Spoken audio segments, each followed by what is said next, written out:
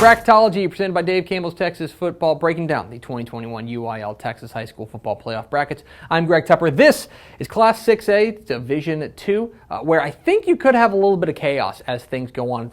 Make no mistake, I think there's favorites probably in each region, especially over here. We'll get to them. But I think there's a lot of opportunity for this thing to get turned upside down. We're going to go region by region, starting with Region 1. And over here in Region 1, what I find particularly interesting is right here with Denton Guyer. I think they're the favorite here in Region 1.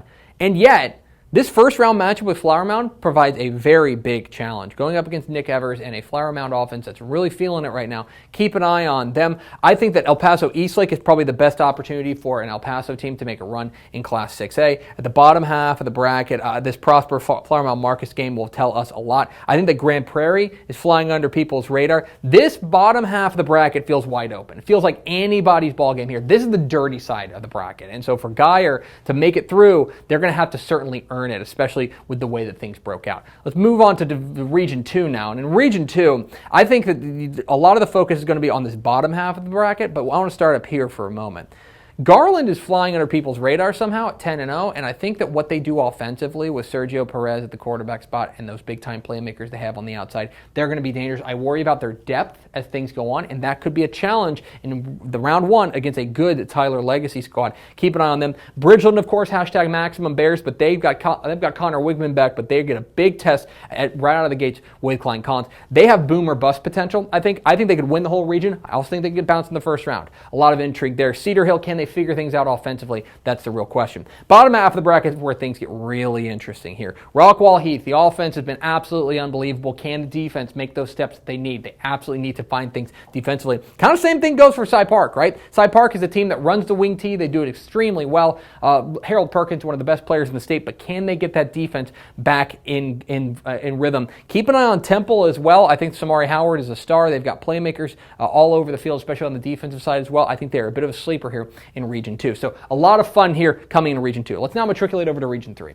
Over in Region 3, I think there's a very clear, heavy, prohibitive favorite here, and it is the Katy Tigers. Sitting right there, the champions of District 19, they look like the team to beat here. Who could beat them? Well, maybe a team like Houston Stratford, who I think has had an outstanding year, just one loss on the season. Keep an eye on them. I think Shadow Creek is a team that would certainly love to get a piece of the Tigers. I think that's a Sharks team that's starting to find their rhythm, especially defensively. The bottom half of the bracket feels really wide open. I like what Pearland Dawson brings to the table, but they got a really tough first round matchup with Clear Falls. Keep an eye on Fort Bend Bush, kind of flying under the radar a little bit. And then I would also look at a team like Houston Heights out of Houston ISD. Maybe a bit of a sleeper. Make no mistake, all roads have to travel through Katy, but I think that there are enough landmines here that you don't exactly have an opportunity to write it in pen on the semifinal line here. Meanwhile, let's go over to Region 4. Region 4 is kind of the same thing, right? There's one team that kind of looms over everybody, and it's the number one team in the state, the Austin Westlake Chaparrals,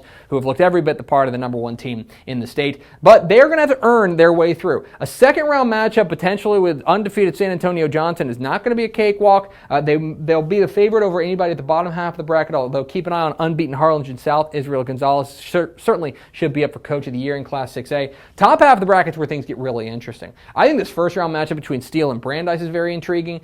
San Antonio Taft has been one of the stories of San Antonio, but they're going to have to get they will get whoever comes out of this really intriguing first round matchup between Edinburgh Vela and San Benito. Keep an eye on Austin Vandegrift as well. They're a team that lost their regular season finale, so you never want to see that. They're taking on a team in San Marcos that is really hitting their stride right now. That is potential first round upset there in Vandegrift and San Marcos. Keep an eye on that one. Make no mistake, Vandegrift's the favorite there, but could get a little bit dicey. This half of the bracket is really intriguing, and I think you're going to get some really fun results. It feels like it's all leading to Westlake, though, which means that we would lead to a Westlake and Katy semifinal. And so when you take a look at the bracket as a whole, it feels like you've got favorites in 3 of the 4 regions, right?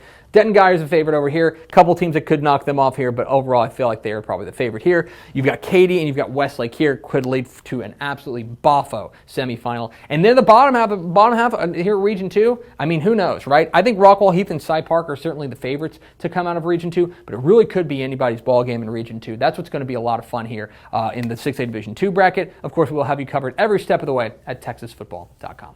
Thanks so much for watching that video. If you would like more and to be notified when they come out, go ahead and click that subscribe button right down there. You can also watch Texas Football Today every day live at noon on TexasFootball.com, Facebook, Twitch, and right here on YouTube. For more of the best coverage of Texas football in the Lone Star State, go to TexasFootball.com/subscribe.